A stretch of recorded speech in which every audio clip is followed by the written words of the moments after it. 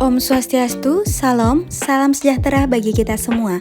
Di video kali ini kita akan membahas pertumbuhan ekonomi 2, yaitu teknologi, empiris, dan kebijakan. Sebelum itu, perkenalkan kami dari kelompok 6 dengan anggota Kades Putri Suka Prameswari dengan NIM akhir 199, yang kedua Dewa Made Basudewa dengan NIM akhir 205, Nilwayan Sundaryati dengan NIM akhir 206, Nikomang Tria Wahyuni dengan NIM akhir 211, dan yang terakhir Jeremias R.A. Nabu dengan NIM akhir 227. Bapak Endra dan teman-teman sekalian, berikut ini adalah subtopik dari presentasi yang akan kami bawakan. Yang pertama, kemajuan teknologi dalam model Solow. Kemudian yang kedua, dari teori pertumbuhan ke empiris pertumbuhan. Yang ketiga, kebijakan untuk mendorong pertumbuhan. Kemudian yang keempat, melampaui model Solow, teori pertumbuhan endogen. Jika ada pertanyaan, maka teman-teman bisa menanyakannya dalam sesi tanya jawab. Materi yang pertama yaitu kemajuan teknologi dalam model Solow. Baik, untuk pembahasan pertama yakni mengenai efisiensi tenaga kerja. Efisiensi tenaga kerja mencerminkan pengetahuan masyarakat mengenai metode-metode produksi di mana ketika teknologi mengalami kemajuan, maka efisiensi tenaga kerja akan meningkat. Sebagai contoh, efisiensi tenaga kerja meningkat ketika produksi lini perakitan mentransformasi sistem manufaktur pada awal abad ke-20 dan meningkat lagi ketika komputerisasi diperkenalkan di akhir abad ke-20. Efisiensi tenaga kerja juga meningkat ketika ada pengembangan dalam bidang kesehatan, pendidikan, atau keahlian angkatan kerja. Nah, untuk memasukkan kemajuan teknologi, kita harus kembali ke fungsi produksi yang mengaitkan antara modal total yang disimbolkan dengan K dan tenaga kerja total yang disimbolkan dengan L dengan output total yang disimbolkan dengan Y. Sehingga fungsi produksi tersebut dapat kita rumuskan dengan persamaan Y sama dengan F dalam kurung K L dikali E, di mana E adalah variabel baru dan abstrak yang disebut dengan efisiensi tenaga kerja dan perkalian L kali E sebagai indikator untuk mengukur jumlah para pekerja efektif. Nah, perkalian ini memperhitungkan jumlah pekerja L dan efisiensi masing-masing pekerja E. Sehingga fungsi produksi yang baru ini menyatakan bahwa output total Y bergantung pada jumlah unit modal K dan jumlah pekerja efektif. Nah, lalu inti dari pendekatan terhadap model kemajuan teknologi ini adalah bahwa peningkatan efisiensi tenaga kerja E sejalan dengan peningkatan angkatan kerja L. Sebagai contoh, anggaplah bahwa kemajuan metode produksi telah melipat gandakan efisiensi tenaga kerja E antara tahun 1980 dan 2010. Jumlah pekerja efektif L dikali E meningkat 2 kali lipat dan perekonomian mendapatkan keuntungan dari peningkatan produksi barang dan jasa. Asumsi yang paling sederhana mengenai kemajuan teknologi adalah bahwa kemajuan teknologi menyebabkan efisiensi tenaga kerja E tumbuh pada tingkat konstan yang disimbolkan dengan huruf G. Sebagai contoh, jika G bernilai 0,02, maka setiap unit tenaga kerja menjadi 2% lebih efisien setiap tahunnya. Artinya, output meningkat jika angkatan kerja meningkat sampai 2% tambahan tersebut. Bentuk kemajuan ini disebut dengan pengoptimalan tenaga kerja dan G disebut dengan tingkat kemajuan teknologi yang mengoptimalkan tenaga kerja. Karena angkatan kerja L tumbuh pada tingkat N dan efisiensi dari setiap unit tenaga kerja E tumbuh pada tingkat G, maka jumlah pekerja efektif L dikali E tumbuh pada tingkat N plus G. Yang selanjutnya, di sini saya akan membahas mengenai kondisi mapan dengan kemajuan teknologi. Meskipun kemajuan teknologi tidak menyebabkan jumlah pekerja aktual meningkat, namun sebenarnya setiap pekerja menghasilkan unit yang lebih banyak sepanjang waktu. Jadi, kemajuan teknologi menyebabkan jumlah pekerja efektif meningkat. Nah, sebelumnya kita sudah menganalisis perekonomian dalam kuantitas per pekerja. Nah, dalam pembahasan kali ini, kita akan menganalisis perekonomian dalam hal kuantitas per pekerja efektif. Di mana di sini kita nyatakan K sama dengan K per L dikali E yang menunjukkan modal per pekerja efektif, dan Y sama dengan Y per L dikali E yang menunjukkan output per pekerja efektif. Dengan definisi ini, kita dapat menulis kembali persamaannya menjadi Y sama dengan F dikali K. Nah, selanjutnya, analisis kita mengenai perekonomian membuahkan hasil ketika kita mengkaji pertumbuhan populasi. Persamaan yang menunjukkan evolusi K sepanjang waktu sekarang berubah menjadi yang dapat dinyatakan dengan delta K sama dengan SF dikali K dikurang delta plus N plus G dikali K. Sebagaimana yang ditampilkan pada gambar 9 strip 1, penjelasan mengenai kemajuan teknologi tidak secara mencolok membedakan analisis kita mengenai kondisi mapan. Ada satu tingkat K yang dinyatakan dengan K bintang, di mana modal per pekerja efektif dan output per pekerja efektif adalah konstan. Di mana, seperti sebelumnya, kondisi mapan ini menunjukkan equilibrium perekonomian di dalam jangka panjang. Untuk pembahasan selanjutnya yaitu mengenai dampak kemajuan teknologi. Nah, sudah disajikan tabel 9 strip 1 yang menunjukkan bagaimana kinerja 4 variabel kunci dalam kondisi mapan dengan kemajuan teknologi. Sebagaimana yang dapat kita lihat pada tabel, modal per pekerja efektif K adalah konstan dalam kondisi mapan. Karena Y sama dengan F dikali K, maka output per pekerja efektif juga konstan. Variabel inilah yang menunjukkan kuantitas per pekerja efektif yang stabil pada kondisi mapan. Berdasarkan informasi tersebut, kita juga dapat menduga apa yang akan terjadi dengan variabel lainnya yang tidak dinyatakan per pekerja efektif. Sebagai contoh, perhatikanlah output per pekerja aktual yang dirumuskan dengan Y per L sama dengan Y dikali E. Karena Y konstan pada keadaan yang stabil dan E tumbuh sebesar G, maka output per pekerja juga harus tumbuh sebesar G pada keadaan yang stabil. Demikian pula, total output perekonomian adalah Y sama dengan Y dikali dalam kurung E dikali L. Karena Y adalah konstan pada keadaan yang stabil, E tumbuh pada tingkat G, dan L tumbuh pada tingkat N, maka output total tumbuh sebesar N plus G pada keadaan yang stabil. Dengan adanya kemajuan teknologi, model ini dapat menjelaskan kenaikan yang berkelanjutan dalam standar kehidupan yang kita amati, yaitu kita telah menunjukkan bahwa kemajuan teknologi dapat mengarah ke pertumbuhan yang berkelanjutan dalam output per pekerja. Sebaliknya, tingkat tabungan yang tinggi mengarah ke tingkat pertumbuhan yang tinggi hanya jika kondisi mapan dicapai. Sekali perekonomian berada dalam kondisi mapan, maka tingkat pertumbuhan output per pekerja hanya bergantung pada tingkat kemajuan teknologi. Dengan adanya kemajuan teknologi, maka model ini dapat menjelaskan kenaikan yang berkelanjutan dalam standar kehidupan yang kita amati, yaitu kita telah menunjukkan bahwa kemajuan teknologi dapat mengarah ke pertumbuhan yang berkelanjutan dalam output per pekerja.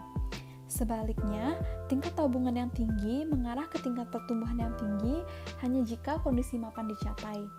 Sekali perekonomian berada dalam kondisi yang mapan, maka tingkat pertumbuhan output per pekerja hanya bergantung pada tingkat kemajuan teknologi.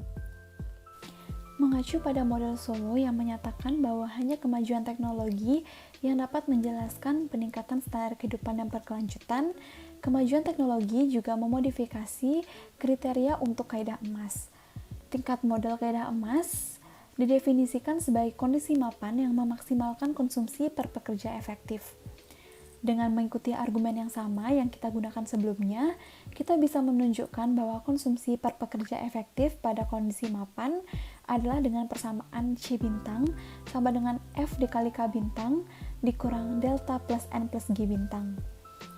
Konsumsi pada kondisi mapan dimaksimalkan jika MPK sama dengan delta plus N plus G atau MPK dikurang delta sama dengan N plus G, yaitu pada tingkat modal kaidah emas, produk marginal modal neto MPK dikurang delta sama dengan tingkat pertumbuhan output total N plus G. Karena perekonomian aktual mengalami pertumbuhan populasi dan kemajuan teknologi, maka kita harus menggunakan kriteria ini untuk mengevaluasi apakah hal itu memiliki modal yang lebih besar atau lebih kecil dari kondisi mapan kaidah emas. Materi selanjutnya adalah materi kedua, yaitu dari teori pertumbuhan ke empiris pertumbuhan.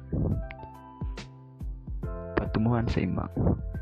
Menurut model Solow, kemajuan teknologi menyebabkan nilai-nilai banyak variabel naik bersama-sama dalam keadaan mapan.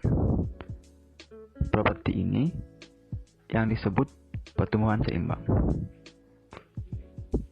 Mempertimbangkan output pertama per pekerja atau Y dibagi dengan L dan persediaan modal per kapita pekerja atau K dibagi dengan L. Menurut model Solow, dalam kondisi mapan, kedua variabel ini tumbuh pada G, tingkat kemajuan teknologi. Teknologi kemajuan juga mempengaruhi harga faktor.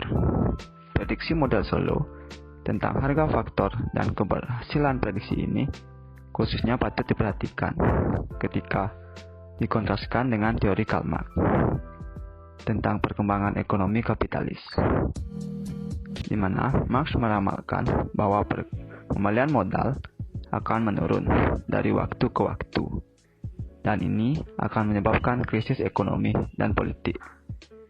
Sejarah ekonomi tidak mendukung prediksi Marx, yang sebagian menjelaskan mengapa kita sekarang mempelajari teori pertumbuhan Solow daripada teori Karl Marx.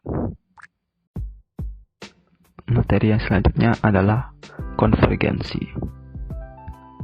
Model Solow membuat prediksi yang jelas tentang kapan konvergensi harus terjadi.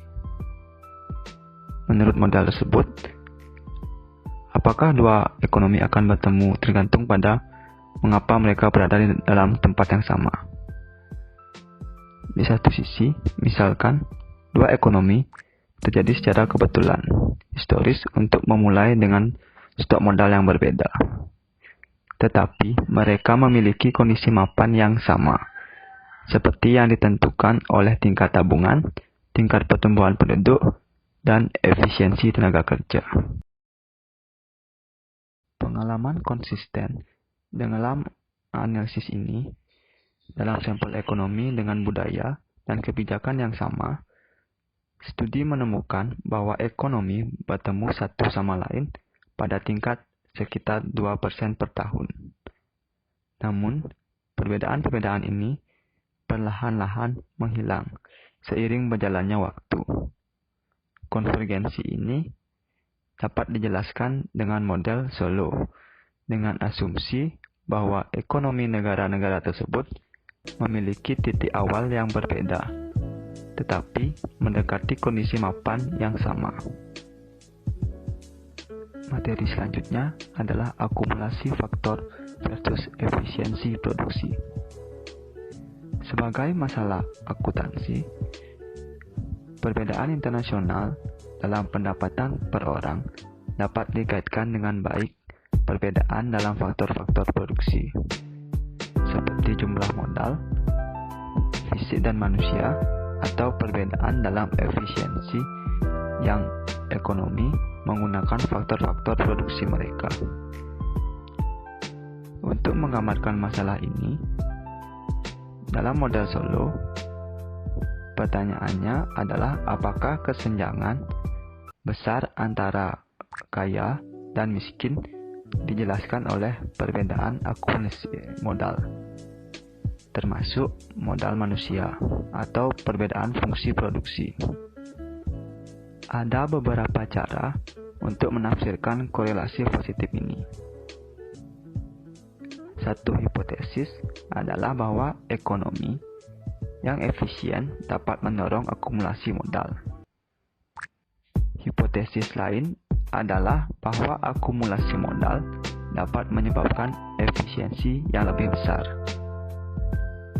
Jika terdapat eksternalitas positif terhadap modal, fisik dan manusia. Dengan demikian, efisiensi produksi yang lebih besar dapat menyebabkan peningkatan yang lebih besar, akumulasi faktor atau sebaliknya. Hipotesis terakhir adalah bahwa akumulasi faktor dan efisiensi produksi didorong oleh variabel ketiga yang sama. Mungkin variabel ketiga yang umum adalah kualitas institusi bangsa, termasuk proses pembuatan kebijakan oleh pemerintah. Kemudian kita beranjak ke materi yang ketiga, yaitu kebijakan untuk mendorong pertumbuhan. Nah, sejauh ini kita telah menggunakan model Solow untuk mengungkap hubungan teoritis di antara berbagai sumber pertumbuhan ekonomi. Dan kita telah membahas beberapa karya empiris yang menggambarkan pengalaman pertumbuhan aktual. Nah, di kali ini kita akan menggunakan teori dan juga bukti untuk membantu memandu pemikiran kita tentang kebijakan ekonomi. Yang pertama yaitu mengevaluasi tingkat tabungan. Menurut model pertumbuhan Solow, seberapa banyak suatu negara menabung dan berinvestasi merupakan penentu utama standar hidup warganya. Apakah tingkat tabungan dalam ekonomi Amerika Serikat terlalu rendah, terlalu tinggi, atau benar? Nah, yang seperti kita lihat, tingkat tabungan menentukan tingkat modal dan output kondisi mapan. Satu tingkat tabungan tertentu menghasilkan kondisi mapan aturan emas, yang dimana memaksimalkan konsumsi per pekerja dan demikian terwujudnya kesejahteraan ekonomi. Aturan emas memberikan tolak ukur yang dengannya kita dapat membandingkan ekonomi dari Amerika Serikat. Kemudian, untuk memutuskan apakah perekonomian Amerika Serikat berada pada di atas atau di bawah kondisi mapan kaidah emas, kita perlu membandingkan produk marginal modal setelah dikurangi depresiasi dengan tingkat pertumbuhan output total atau N+G. Nah, seperti yang sudah kita tentukan, pada kondisi mapan aturan emas, MPK dikurangi dengan depresiasi sama dengan N+G. Jika perekonomian beroperasi dengan modal yang lebih sedikit daripada kondisi mapan kaidah emas, maka produk marginal yang semakin berkurang memberitahu bahwa MPK dikurangi dengan depresiasi lebih besar N+G. Dalam hal ini, peningkatan tingkat tabungan akan meningkatkan akumulasi modal dan pertumbuhan ekonomi, pada akhirnya mengarah ke kondisi mapan dengan konsumsi yang lebih tinggi. Nah, walaupun konsumsi akan lebih rendah untuk sebagian transisi di kondisi mapan yang baru.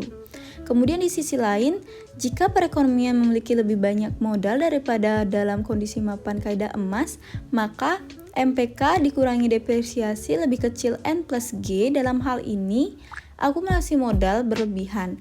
Mengurangi tingkat tabungan akan menyebabkan konsumsi yang lebih tinggi baik secara langsung maupun dalam jangka panjang. Untuk membuat perbandingan ini untuk ekonomi real, seperti ekonomi Amerika Serikat, kita memerlukan perkiraan tingkat pertumbuhan output, yaitu N+G, dan perkiraan produk marginal bersih modal, yaitu MPK yang sudah dikurangi depresiasi.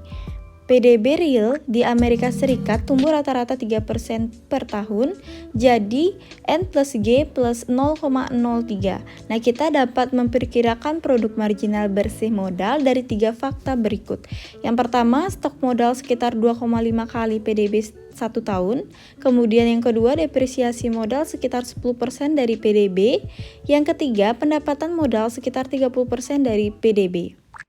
Menggunakan notasi model, yaitu pemilik modal memperoleh pendapatan sebesar MPK untuk setiap unit modal, kita dapat menulis fakta-fakta ini sebagai K sama dengan 2,5Y, kemudian depresiasi K sama dengan 0,1Y, dan yang ketiga MPK dikali K sama dengan 0,3Y. Kami memecahkan untuk tingkat depresiasi dengan membagi persamaan 2 dengan persamaan 1. Bisa dilihat pada layar yang akan mendapatkan hasil 0,04, dan kami memecahkan produk marginal modal MPK dengan membagi persamaan 3 dengan persamaan 1, yang didapat hasil MPK sama dengan 0,12. Jadi sekitar 4% dari persediaan modal terdepresiasi setiap tahunnya. Dan produk marginal modal adalah sekitar 12% per tahun. Produk marginal bersih modal MPK yang dikurangi dengan depresiasi yaitu sekitar 8% per tahun.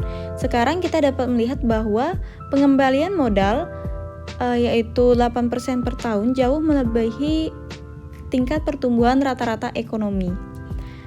Fakta ini bersama dengan analisis sebelumnya menunjukkan bahwa persediaan modal dalam perekonomian Amerika Serikat jauh di bawah level aturan emas. Dengan kata lain, jika Amerika Serikat menabung dan menginvestasikan sebagian besar pendapatannya, maka ia akan tumbuh lebih cepat dan akhirnya mencapai kondisi mapan dengan konsumsi yang lebih tinggi.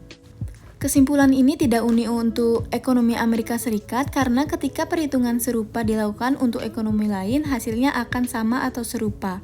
Kemungkinan tabungan yang berlebihan dan akumulasi modal di luar tingkat aturan emas akan menarik sebagai masalah teori, tetapi tampaknya bukan masalah yang dihadapi oleh ekonomi aktual. Dalam praktiknya, para ekonom lebih sering memperhatikan tabungan yang tidak mencukupi.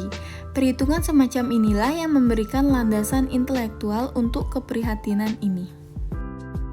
Kemudian mengubah tarif tabungan. Perhitungan sebelumnya menunjukkan bahwa untuk menggerakkan ekonomi Amerika Serikat menuju kondisi mapan aturan emas, pembuat kebijakan harus memberlakukan kebijakan untuk mendorong tabungan nasional. Sebagai perhitungan sederhana, tabungan nasional yang lebih tinggi berarti tabungan publik yang lebih tinggi, tabungan swasta yang lebih tinggi, atau kombinasi keduanya. Cara yang paling langsung di mana pemerintah mempengaruhi tabungan nasional adalah melalui tabungan publik, yaitu selisih antara apa yang diterima pemerintah dalam pendapatan pajak dan apa yang dibelanjakannya. Ketika pengeluaran melebihi pendapatannya, maka pemerintah menjalankan defisit anggaran. Sebaliknya, jika membelanjakan lebih sedikit daripada meningkatkan pendapatan, maka pemerintah menjalankan kelebihan anggaran yang dapat digunakan untuk menghentikan sebagian dari utang nasional dan merangsang investasi. Pemerintah juga mempengaruhi tabungan nasional dengan mempengaruhi tabungan swasta, yaitu tabungan yang dilakukan oleh rumah tangga dan perusahaan. Secara khusus, seberapa banyak orang memutuskan untuk menabung tergantung pada insentif yang mereka hadapi, dan insentif ini diubah oleh berbagai kebijakan publik. Banyak ekonom berpendapat bahwa tarif pajak yang tinggi adalah modal termasuk pajak penghasilan perusahaan, pajak penghasilan federal, kemudian pajak tanah, dan pajak penghasilan negara bagian, yang akan menghambat tabungan swasta dengan mengurangi tingkat pengembalian yang diperoleh penabung. Maka banyak ketidaksepakatan atas kebijakan publik berakar pada pandangan yang berbeda tentang seberapa banyak tabungan swasta merespon insentif. Nah, misalnya anggaplah pemerintah meningkatkan jumlah yang dapat dimasukkan orang ke dalam rekening pensiun bebas pajak. Kemudian kita beranjak ke mengalokasikan investasi ekonomi. Model Solow membuat asumsi penyederhanaan bahwa hanya ada satu jenis modal, tetapi di dunia tentunya banyak sekali jenisnya. Nah, yang pertama, biasanya bisnis swasta berinvestasi dalam jenis modal tradisional seperti bulldozer dan pabrik baja. Jenis modal yang lebih baru yaitu seperti komputer dan robot. Kemudian, pemerintah berinvestasi dalam berbagai bentuk modal publik yaitu disebut dengan infrastruktur seperti jalan, jembatan, dan sistem saluran pembuangan. Selain itu, ada modal manusia pengetahuan dan keterampilan yang diperoleh pekerja melalui pendidikan dari program anak usia dini hingga pelatihan di tempat kerja untuk orang dewasa dalam angkatan kerja. Tetapi dari variabel modal dalam model Solow biasanya ditafsirkan hanya mencakup modal fisik. Dalam banyak hal, modal manusia dianalogikan dengan modal fisik. Penelitian tentang pertumbuhan ekonomi telah menekankan bahwa modal manusia setidaknya sama pentingnya dengan modal fisik, karena dalam menjelaskan perbedaan internasional dalam standar hidup.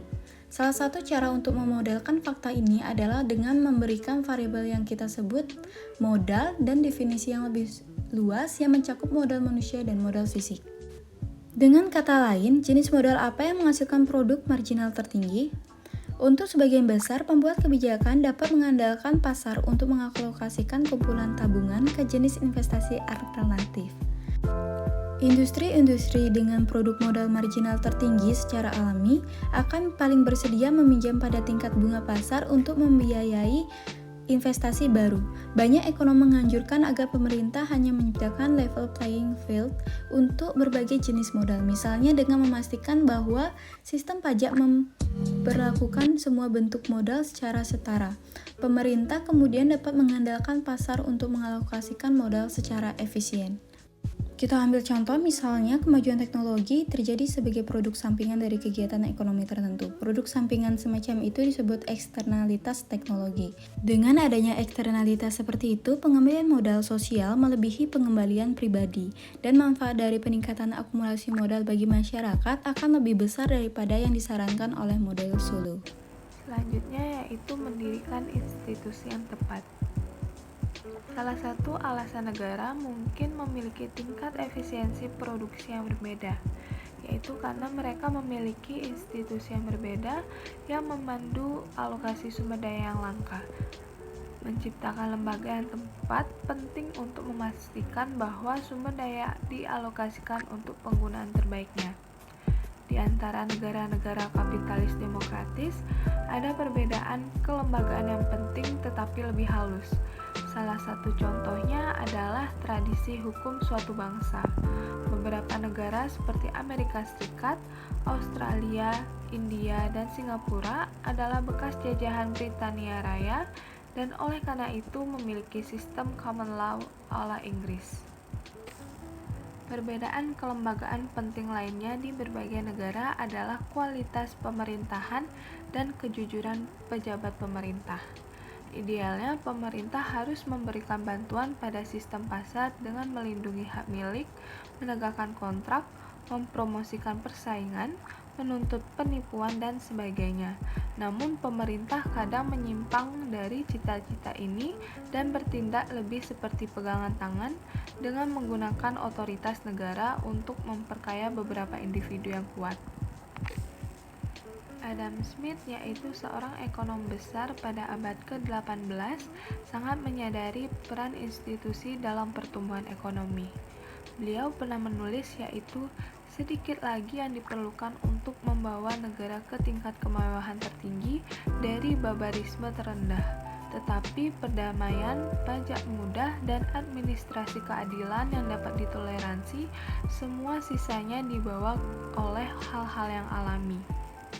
Namun sayangnya banyak negara tidak menikmati tiga keuntungan sederhana ini. Selanjutnya, mendorong kemajuan teknologi. Model Solow menunjukkan bahwa pertumbuhan pendapatan per pekerja yang berkelanjutan harus berasal dari kemajuan teknologi. Model Solow bagaimanapun mengambil kemajuan teknologi sebagai eksogen, itu tidak menjelaskannya. Dalam beberapa tahun terakhir, dorongan kemajuan teknologi telah mengambil dimensi internasional. Banyak perusahaan yang terlibat dalam penelitian untuk memajukan teknologi beralokasi di Amerika Serikat dan negara maju lainnya. Negara-negara berkembang seperti Cina memiliki insentif untuk mengendalikan penelitian ini dengan tidak secara ketat menegakkan hak kekayaan intelektual. Artinya, perusahaan Cina sering menggunakan ide yang dikembangkan di luar negeri tanpa memberikan kompensasi kepada pemegang paten. Materi berikutnya yaitu melampaui model Solow, teori pertumbuhan endogen. Untuk memahami sepenuhnya proses pertumbuhan ekonomi, kita perlu melampaui model Solow dan mengembangkan model yang menjelaskan kemajuan teknologi. Model yang melakukan hal ini sering disebut teori pertumbuhan endogen karena mereka menolak asumsi model Solow tentang perubahan teknologi eksogen. Selanjutnya, pada model dasar. Untuk mengilustrasikan ide di balik teori pertumbuhan endogen, mari kita mulai dengan fungsi produksi yang sangat sederhana, di mana persamaan satu ini output sama dengan konstanta yang mengukur jumlah output yang dihasilkan untuk setiap satuan modal dikali dengan stok modal. Lalu kita asumsikan sebagian kecil dari pendapatan disimpan dan diinvestasikan. Oleh karena itu, kami menggambarkan akumulasi modal dengan persamaan yang serupa dengan yang kami gunakan sebelumnya, di mana persamaan dua ini menyatakan bahwa perubahan persediaan modal sama dengan investasi dikurangi penyusutan. Lalu menggabungkan persamaan ini dengan persamaan satu, kita memperoleh sedikit manipulasi, di mana persamaan tiga ini menunjukkan apa yang menentukan tingkat pertumbuhan output. Jadi, perubahan sederhana dalam fungsi produksi dapat secara dramatis mengubah prediksi tentang pertumbuhan ekonomi. Dalam model Solow, tabungan sementara mengarah ke pertumbuhan, tetapi pengembalian modal yang semakin berkurang akhirnya memaksa ekonomi mendekati kondisi mapan, di mana pertumbuhan hanya bergantung pada kemajuan teknologi eksogen. Namun sebaliknya, dalam model pertumbuhan endogen ini, tabungan dan investasi dapat menyebabkan pertumbuhan yang persisten. Kita lanjutkan mengenai model dua sektor. Ekonomi memiliki dua sektor, yaitu perusahaan manufaktur dan universitas riset. Perusahaan memproduksi barang dan jasa yang digunakan untuk konbah dan investasi dalam modal fisik, sedangkan universitas menghasilkan faktor produksi yang disebut dengan pengetahuan, yang kemudian bebas digunakan di kedua sektor. Ekonomi dijelaskan oleh fungsi produksi untuk perusahaan, function produksi untuk universitas, dan persamaan akumulasi modal dengan yang pertama fungsi produksi di perusahaan manufaktur dengan rumus seperti di layar, kemudian fungsi produksi di universitas riset dengan rumus yang ada sudah di layar, kemudian yang terakhir dengan akumulasi modal, di mana U adalah fraksi angkatan kerja di universitas, kemudian E adalah stok pengetahuan, G adalah fungsi yang menunjukkan bagaimana pertumbuhan dalam pengetahuan tergantung pada fraksi angkatan kerja di universitas. Sisa konotasi adalah standar. Nah, seperti biasa, fungsi produksi untuk pengetahuan perusahaan manufaktur diasumsikan memiliki pengembalian konstan ke skala. Jika kita menggandakan jumlah modal fisik atau K dan jumlah efektif pekerja di bidang manufaktur, kita menggandakan output barang dan jasa. Model ini adalah sepupu dari model Y sama dengan AK. Yang paling penting di sini yaitu ekonomi menunjukkan pengembalian modal yang konstan. Selama modal didefinisikan secara luas untuk memasukkan pengetahuan, tetapi secara khusus kita menggandakan modal fisik K dan pengetahuan E, maka kita menggandakan output dari kedua sektor dalam perekonomian. Nah, akibat dari itu, model Y sama dengan AK, model ini menghasilkan pertumbuhan yang persisten tanpa asumsi pergeseran eksogen dalam fungsi produksi. Hasil dari pertumbuhan konstan dalam efisiensi tenaga kerja pada tingkat G justru asumsi yang dibuat oleh model Solow dengan kemajuan teknologi. Nah, selain itu, sisa model fungsi produksi manufaktur dan persamaan akumulasi modal juga menyerupai model Solow lainnya.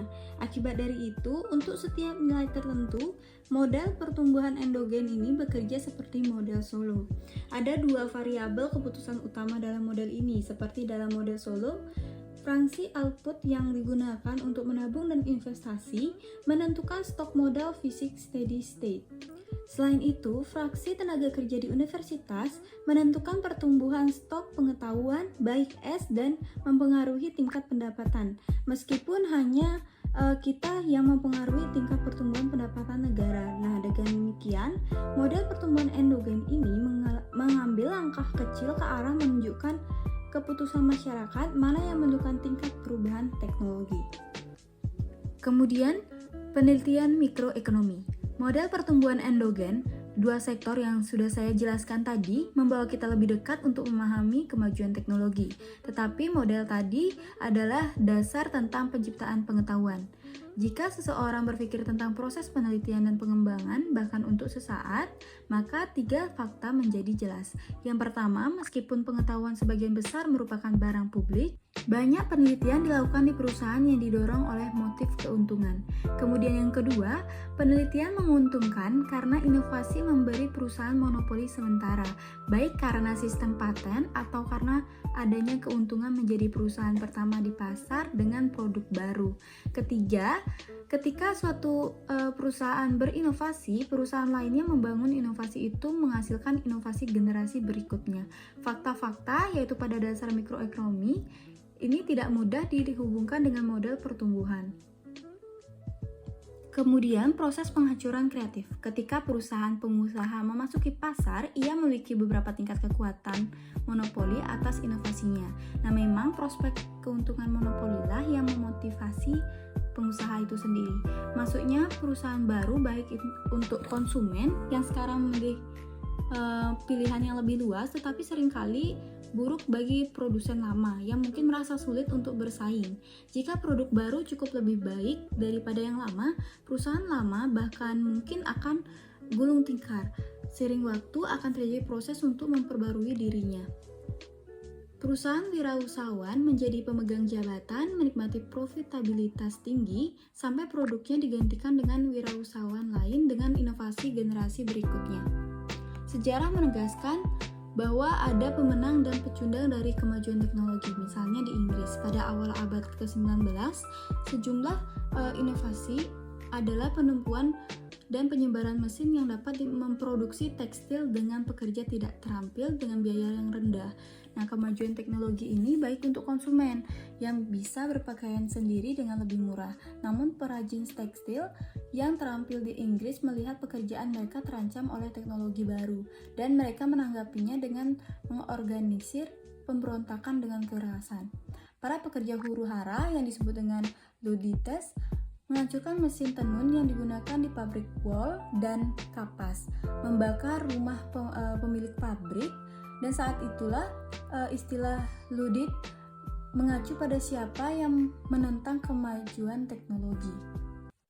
Baik, sekian penjelasan materi kali ini. Mohon maaf bila ada salah kata. Terima kasih.